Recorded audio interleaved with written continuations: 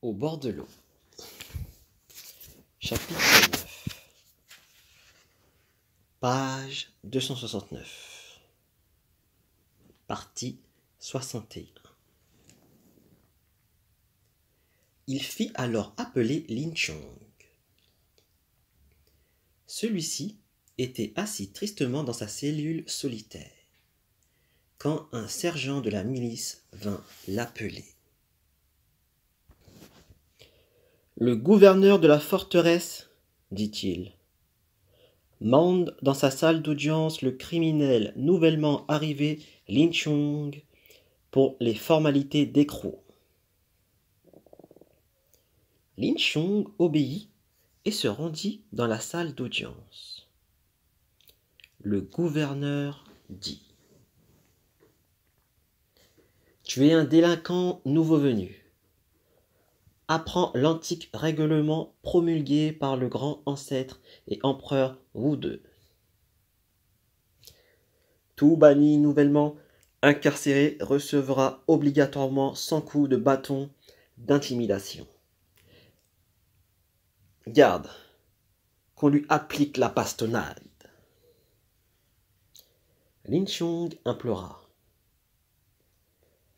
En cours de route, votre serviteur a souffert du froid et est tombé malade d'influenza.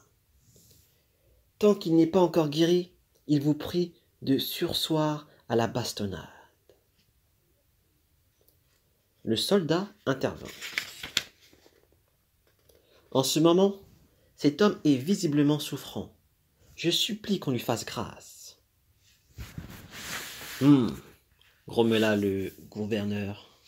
Effectivement, cet homme présente tous les symptômes de la maladie. Remettons la peine et attendons sa guérison pour lui appliquer la bastonnade. Le geôlier prit la parole. Actuellement, comme le gardien du hall du roi céleste a largement fini son temps, on pourrait envoyer Lin Chong prendre la relève. Séance tenante, un document officiel fut rédigé. Puis, le geôlier emmena Lin Chong. Ils allèrent chercher ses bagages dans la cellule et s'enfuirent au hall du roi céleste pour en prendre la garde. Instructeur Lin, dit le geôlier, je fais tout mon possible pour veiller sur vous et vous protéger. C'est pourquoi vous voici chargé de la surveillance du hall du roi céleste. C'est le travail le moins fatigant. Il n'y a pas mieux dans toute la forteresse. Juste faire brûler de l'encens matin et soir, et balayer par terre, c'est tout. En revanche, regardez les autres prisonniers. Ils ne font que trimer de l'aube à la nuit, sans qu'on leur fasse grâce pour autant. Il y a aussi ceux qui ne sont pas amicaux envers leurs gardiens et qui vont pourrir dans les cachots souterrains. Une fois là, s'ils veulent vivre, ils ne peuvent vivre.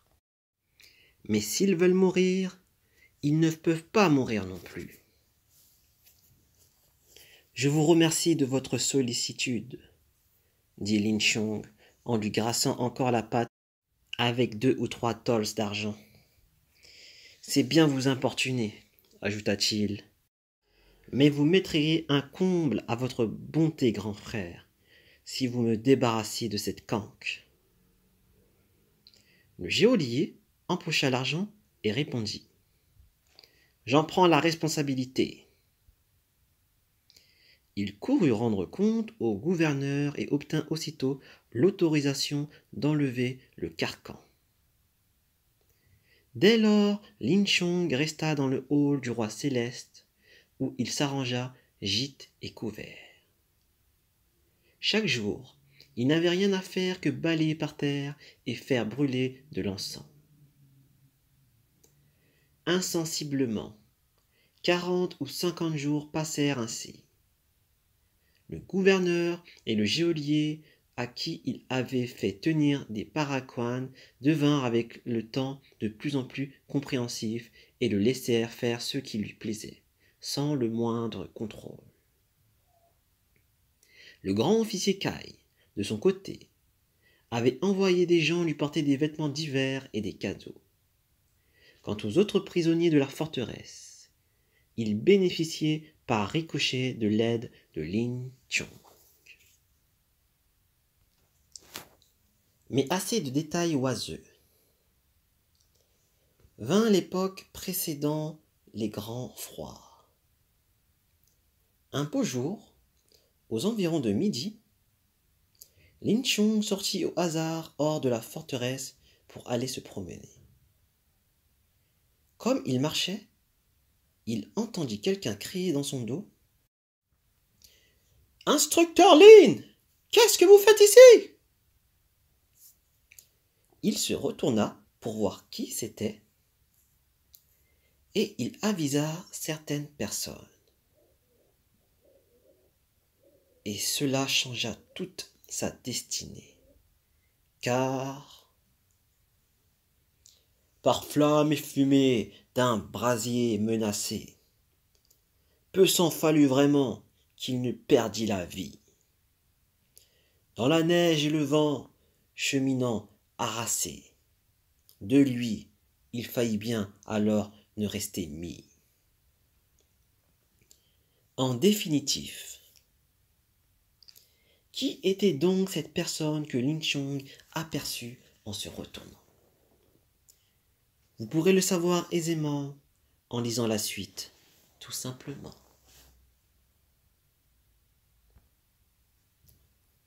Chapitre 10, page 272. Dans la bise et la neige, l'instructeur Lin va au temple de l'esprit de la montagne. Dans les granges et les greniers, l'officier Lu allume un incendie. Contons l'histoire de Lin Chong, tête de léopard, qui, en promenant ce jour-là, entendit soudain dans son dos quelqu'un l'appeler. Il tourna la tête pour voir qui et reconnut le Grom Li le cadet. Note. Joint-Jacques, Grom, valet de cabaretier ou de marchand de vin, appelé plus tard Pao Tangde, celui qui galope dans la salle, le garçon. Le guin-léchier, Guamai, est le garçon qui fait les services dans les salles d'auberge. Fin de note. Il tourna la tête pour voir qui et reconnut le Grom Li le cadet. Auparavant, à la capitale orientale, Lin Chong s'était souvent montré généreux à l'endroit du jeune homme qui, ayant par la suite enfreint les lois en volant une somme dans la maison de son patron, avait été arrêté. Il allait être déféré à la justice quand Lin Chong intervint en sa faveur. Il arrangea les choses, présenta des excuses et lui évita les tribunaux. Il remboursa même à sa place l'argent volé et obtint qu'on le relâchât. Mais Li le cadet ne pouvait plus rester à la capitale. C'est encore grâce aux subsides fournis par son protecteur qu'il avait pu partir pour trouver refuge ailleurs. Qui eût dit qu'il se rencontrerait ce jour-là à Kengzhou? « Frère Li, demanda Lin Chong, comment se fait-il que tu sois ici toi-même » Li le cadet se prosterna et raconta. Depuis le jour où j'ai bénéficié de votre secours, mon bienfaiteur, et où vous m'avez fait quitter la capitale, personne n'a voulu, où que j'aille, me donner asile. J'ai erré sur les routes et j'ai été le premier surpris de me retrouver à Kengzhou. J'ai fini par avoir un gîte chez un cabaretier nommé Wang. Il m'a gardé comme guin-léchier dans son cabaret.